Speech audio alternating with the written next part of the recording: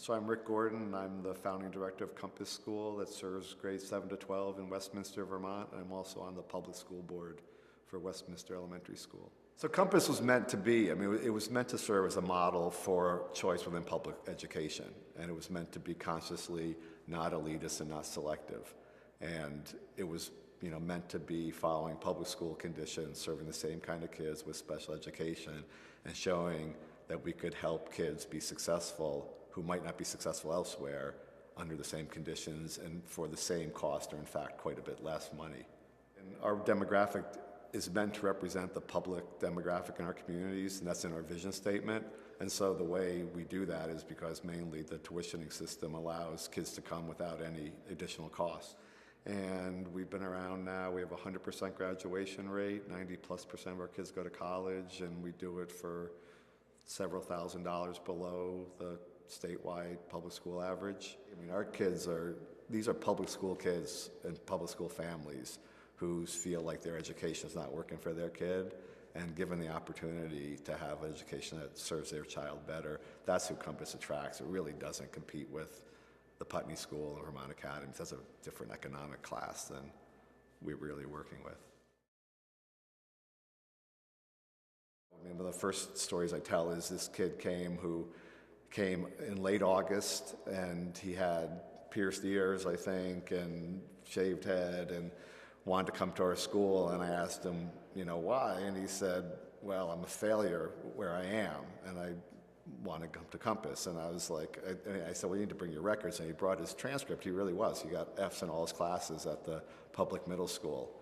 And so I asked him to come back the next day to write an essay why he wanted to come here, if he wanted to come, and just to see if he could write, because I didn't know if he could do any work because his grades were terrible.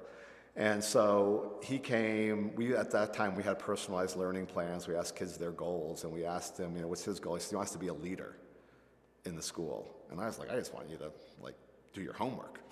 So, what he said was he wanted to have a fresh start. And he said in his prior school, his siblings above him were lousy students. The teachers had labeled him as a problem child. He had done some things wrong, and so therefore it reinforced him being a quote-unquote bad kid in his school, and he wanted to have a fresh start.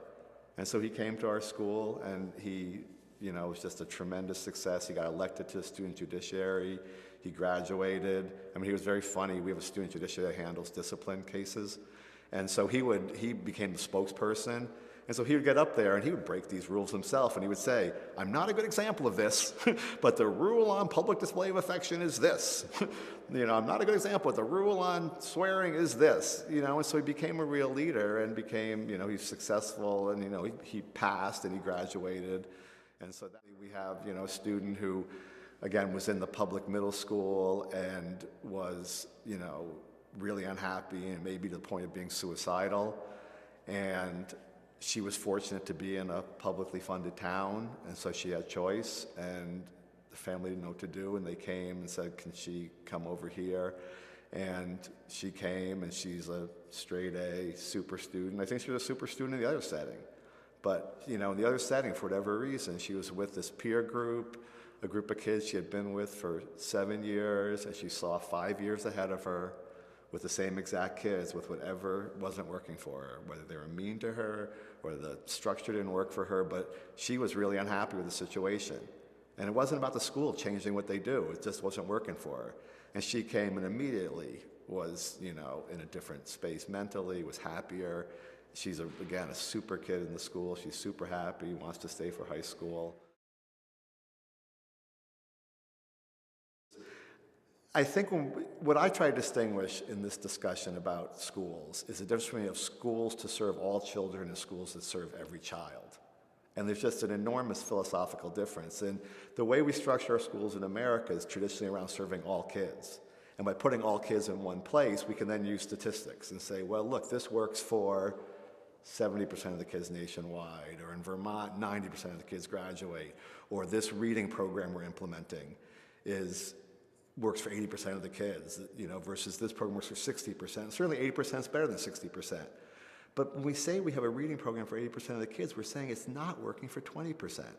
And so when you talk about every child and your particular child, or Paul Sillo's particular child, And you say, you're going to a school, and Vermont's a very good example of this. There's one teacher per grade in many of our schools. You ask any teacher who's honest with you, can you serve every kid equally well? And every teacher in the world will say, no, I'm better with some kids than others. And so you have a kid in that classroom in third grade with a teacher who doesn't work with your kid. The teacher's really exuberant, and your kid's a quiet kid. Or your kid's a really exuberant kid, and the teacher really likes quiet. What do you do as a parent? You know, this class may be working for everyone else but your child. And if we're on all kids, we can say, well, it works for everyone else, but what about your child? And in Vermont, the 10% of kids who don't graduate, the other 20 to 30% who may graduate from our public schools but are really struggling and not really getting a lot out of it. And nationwide, 30% don't graduate. And so the solution is not, you know, a single school. It's a system, a real system of school options that are publicly accessible, not just for the wealthy, where there are different kinds of learning opportunities and experiences for different kids. And that's the way you start educating everyone instead of educating most or some percentage.